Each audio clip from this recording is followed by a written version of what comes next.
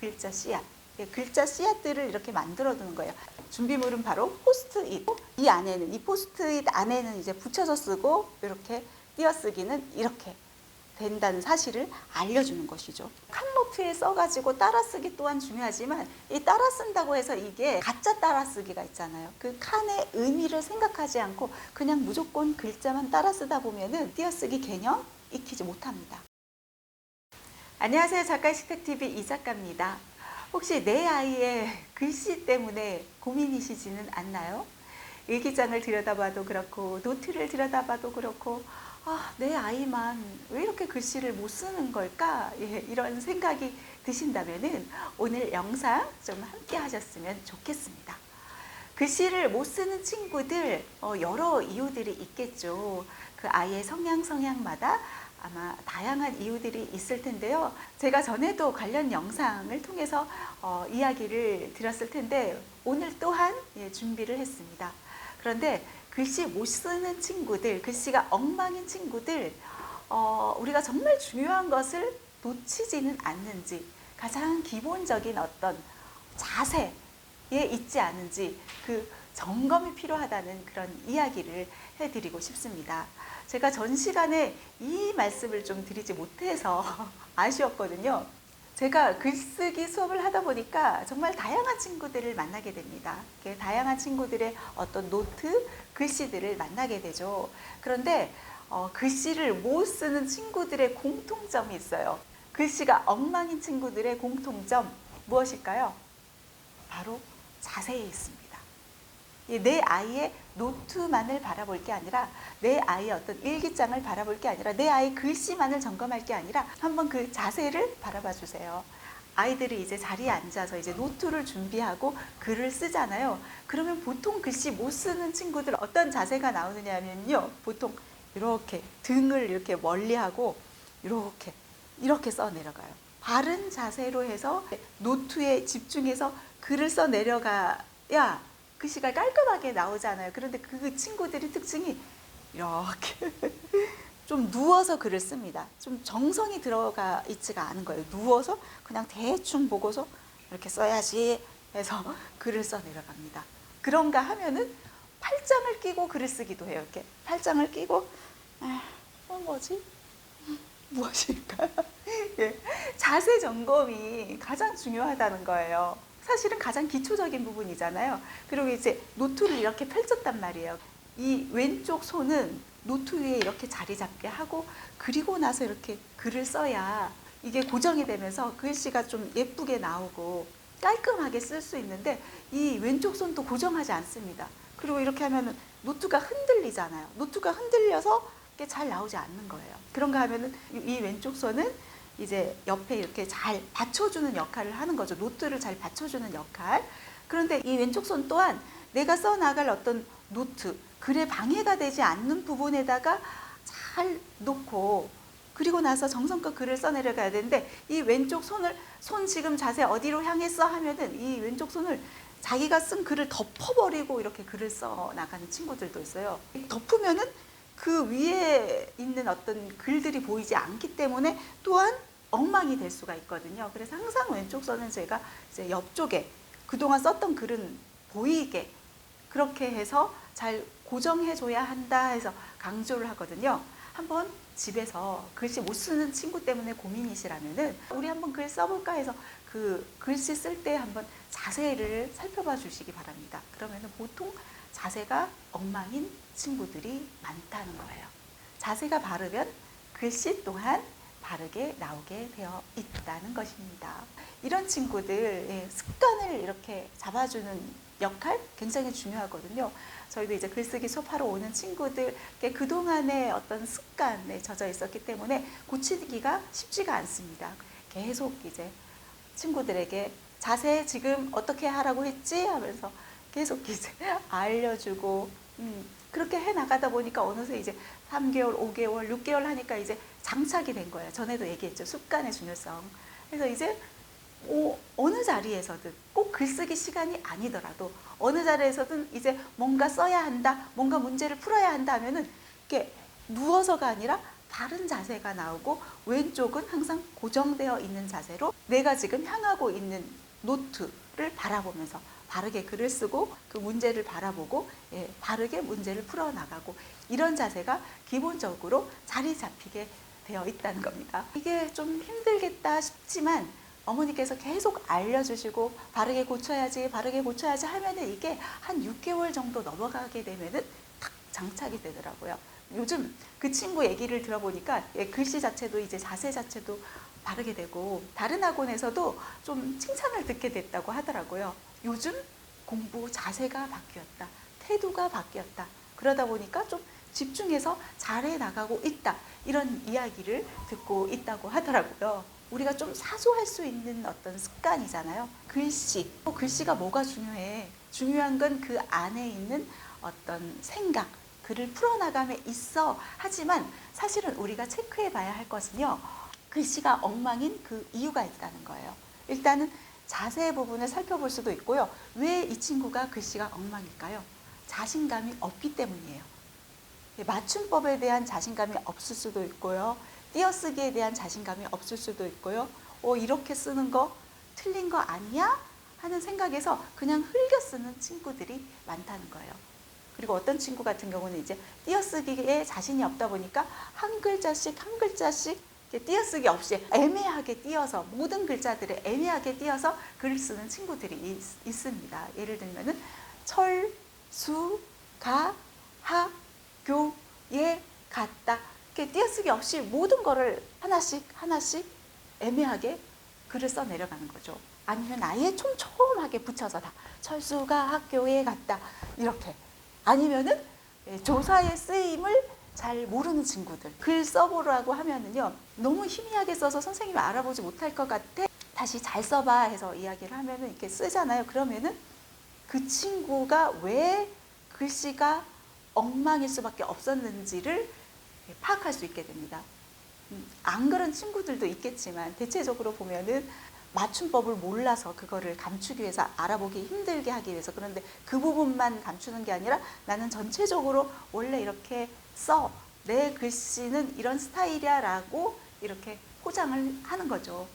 그렇게 해가지고 글을 쓰는 경우들 아니면 조사했으면 얘기했잖아요. 그러면 보통 이제 쓰라고 하면 철, 수, 가 다음에 띄어야 되잖아요. 그런데 철수 띄고 가 그리고 학교 띄고 이런 식으로 글을 써 내려가더라고요. 그래서 나중에 그 친구에게 조사의 쓰임에 대해서 알려주는 거예요. 이제 주어 자리에 있는 조사, 철수, 가, 영희는 이런 것들은 항상 이 철수 옆에 바짝 붙여서 쓰고 그 이후에 띄어서 써야 되는 것이야 해서 이렇게 알려줬더니 이렇게 친구가 처음에는 힘들어합니다. 이게 처음에 힘들어하는데 자꾸 알려주는 거예요. 자꾸 한 몇 개월 알려주다 보니까 나중에는 이제 알고서 자신감 있게 예전에 어머니께서 아무리 사비연필 사다 주고 너무 글씨를 희미하게 써가지고 고민이에요 했는데 이제는 조사의 쓰임도 알고 어느 정도 자신감을 찾고 그러니까 희미하지 않게 더 이상 희미하지 않게 자신감 있게 글을 써 내려가더라고요. 이렇게 사실은 우리 아이가 글씨를 못 쓴다 하면은 뭔가 힘들어하는 부분이 있다라는 거를 체크해 줄 필요가 있다는 겁니다. 우리가 왜 맞춤법 잘 모르기 때문에 일단 쓰게 하고 그렇게 풀어나가도록 이야기들을 많이 하잖아요. 그런데 그 친구들은 그 맞춤법으로 인해 가지고 오히려 자기가 풀어놓고 싶은 이야기들은 많은데 감추려고 합니다. 아는 어떤 단어들만을 활용해서 글을 써 나가려고 하고요. 그 맞춤법은 피해서 글을 써 나가려고 하고요. 혹은 선생님이 불러주는 거 써라고 하면 그 맞춤법 잘 모르잖아요. 그러면 막 흘려서 써요. 그리고 띄어쓰기 잘 모르니까 그냥 전체적으로 다 띄어서 쓰고 가장 기초적인 부분이 무너지니까 이게 글씨로까지 나타나고 여기서부터 출발돼서 그 자신감까지 잃어버리게 되는 경우들이 많다는 그런 이야기입니다. 그래서 저는 뭐 유아 친구들, 뭐 초등 저학년 친구들, 중학년 친구들까지 이런 부분에 좀 어려움을 겪고 있다 하면은 이런 놀이를 해보는 건 어떨까 하고 추천드립니다. 바로 글자 씨앗 문장 만들기 놀이입니다. 글자 씨앗. 글자 씨앗들을 이렇게 만들어 두는 거예요. 준비물은 바로 포스트잇. 포스트잇이랑 이제 과일, 펜만 있으면 돼요. 그래서 이렇게 이걸 전체 이렇게 글자 씨앗 만드는 용으로 해서 반 정도 잘라도 좋고 더 이렇게 잘라도 좋아요. 그렇게 해서 이제 글을 씁니다. 이를테면 문장을 만들 때 보통 이제 서술어 해서 좋다, 싫다, 먹었다 해서 이렇게 읽었다 해서 이런 식으로 만들었고요. 그리고 여기에는 기본적으로 조사는 붙여서 써줘야 된다는 걸 알려주고 이제 기본에서 갈로해서 채워서 적도록 했어요. 그래서 여기도 도너츠에서 갈로해서 만들고 마법 천자문에서 갈로해서 이렇게 글자 씨앗을 엄마가 준비를 해주는 거예요. 그러면은 저 같은 경우는 우리 아이 같은 경우는 뭐 띄어쓰기보다도 맞춤법 모르는 것들을 바로잡기 위해서 이제 받아쓰기도 하지만 받아쓰기를 좀 힘들어한다 하면은 최종적으로 이런 놀이를 활용하는 거예요. 일기쓰기에서 이제 엄마가 전에 영상에서 이제 일기쓰기 찐 일기장, 가짜 일기장 얘기해 줬잖아요. 이제 가짜 일기장에서 찐 일기장에 바르게 적어도 이제 또 이게 잘 고쳐지지가 않는 거예요. 여전히 헤매고 있고 그러는 거예요. 그래서 이제 엄마가 글자 씨앗 놀이 문장 만들기를 이렇게 준비를 했는데 아이가 자주 틀리는 맞춤법 그거를 준비해가지고 채워넣게 하는 거예요. 그래서 이를테면 여기에 이제 조사에 쓰임, 이제 띄어쓰기를 잘 못하는 친구들의 경우는 이제 마법 천자문에서 여기 갈로 안에 채워넣게 하고 이거는 붙여서 쓰도록 알려주는 거예요. 그래서 마법 천자문을 읽었다 해서 이 안에는 붙여서 쓰고 이 안에는 이 포스트잇 안에는 이제 붙여서 쓰고 이렇게 띄어쓰기는 이렇게 된다는 사실을 알려주는 것이죠. 도너츠를 먹었다 이렇게 해서 아이에게 이제 써 나가도록 하는 거예요. 맞춤법 모르는 경우는 우리 아이 같은 경우 이제 게임인데 엄마가 게임을 잘 몰라서 287계단 밖에 못 갔다.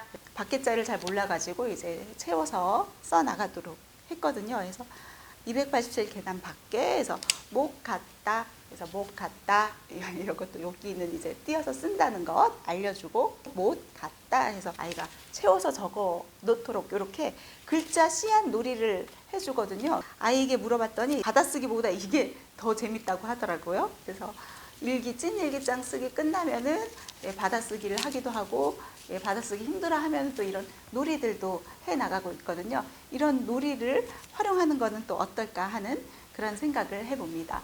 글씨를 못 쓰는 거 꼭 막 학원 다녀가지고 뭐 캘리그래피 학원 다녀서 막 예쁘게 쓰는 거 그게 중요하지 않고요. 깔끔하게 쓰기만 하면 되거든요. 선생님이 알아볼 수 있도록 그 누군가가 봤을 때 불편하지 않도록 그렇게 글을 써 나가면 된다고 생각하거든요. 그런데 친구들 같은 경우는 좀 기본기 우리가 어떤 맞춤법이라든가 띄어쓰기라든가 그게 아직 너무 힘들어가지고 글씨를 못 쓰는 친구들이 있다는 거. 아이가 혹시 힘들어하는 부분은 없는지를 좀 체크해 줄 필요가 있다. 우리 초등학교 친구들은 전에도 이야기했지만 자랑하는 걸 굉장히 좋아해요. 그래서 어떤 친구 같은 경우는 글씨 정말 예쁘게 쓰는 친구들 같은 경우는 선생님 오늘은 이 글씨체로 써봤어요 하고 다음날은 선생님 오늘은 이 글씨체로 써봤어요 해가지고 막 예쁘게 선생님에게도 자랑하려 하고 친구들에게도 자랑하려고 하고 그런 친구들이 많거든요.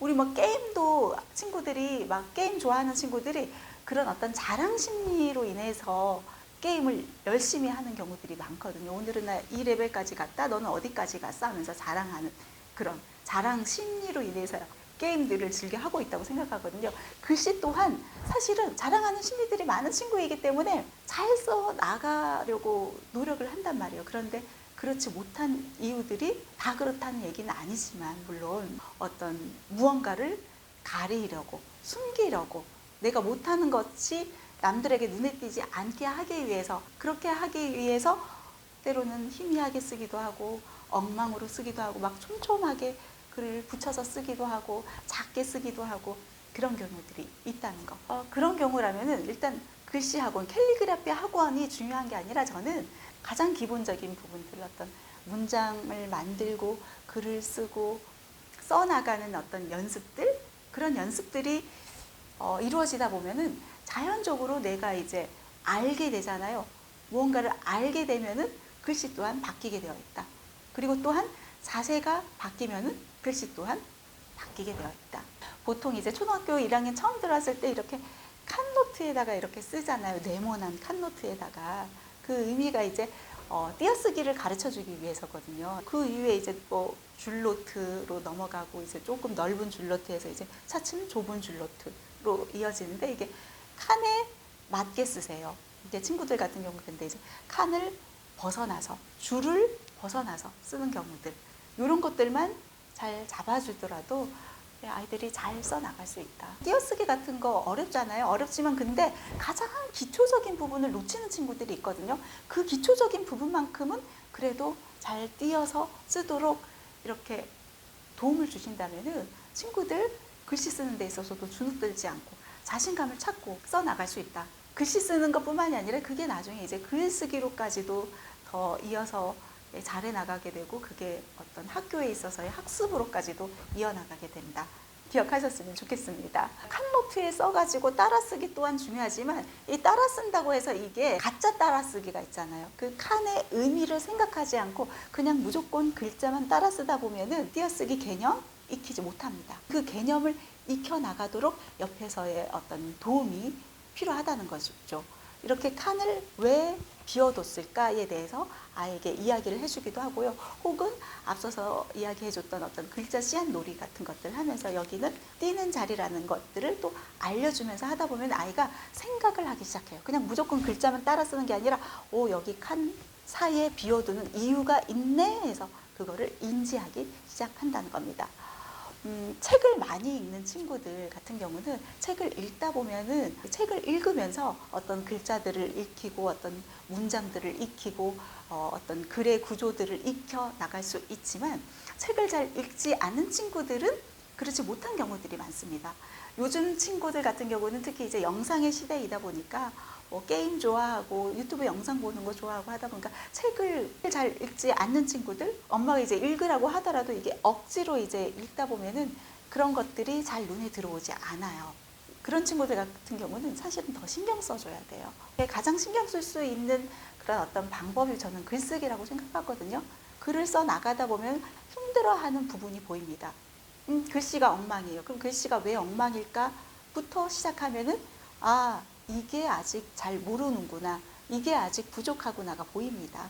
가장 기본적인 게 우리 친구들 집에서 할 수 있는 게 일기 쓰기잖아요. 그러니까 일기 써 나가게 하면서 얘는 무엇을 힘들어 하는지를 초등 저학년 시기부터 이 기본적인 것을 잘 만들어 주시면은 이후에 이제 중학년 올라가면서 이제 본격적으로 이제 무언가를 배워나가고 무언가를 써나감에 있어가지고 힘들지 않다, 자신감을 갖게 된다, 더 열심히 해 나갈 수 있게 된다. 아이들이 글씨가 바뀌면은요, 노트 정리가 달라지고, 그럼 공부할 어떤 힘을 전해받게 되죠. 공부력도 올릴 수 있고요, 글쓰기 능력 향상됩니다. 꼭 국어 공부에만 그치는 게 아니라 다른 과목으로까지 영향을 미치게 되어 있다. 우리 아이들 글씨 관리 지금부터라도 한번 점검해 주시는 건 어떨까요? 오늘 이 시간 여기서 마무리하겠습니다. 감사합니다.